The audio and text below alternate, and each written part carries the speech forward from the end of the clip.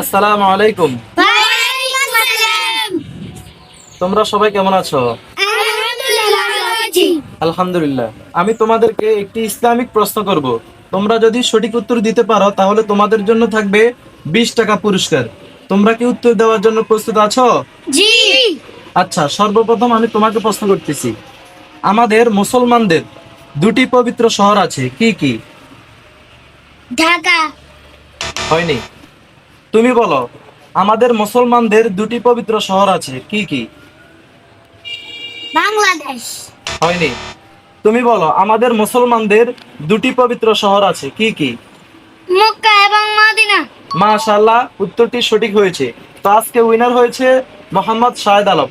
শাহেদ আলমকে আমরা 20 টাকা পুরস্কৃত করছি।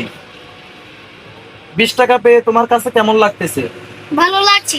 আলহামদুলিল্লাহ। এমন সুন্দর সুন্দর ভিডিও পেতে আমাদের পেজটি ফলো দিয়ে রাখবেন। ধন্যবাদ সবাইকে। আসসালামু আলাইকুম।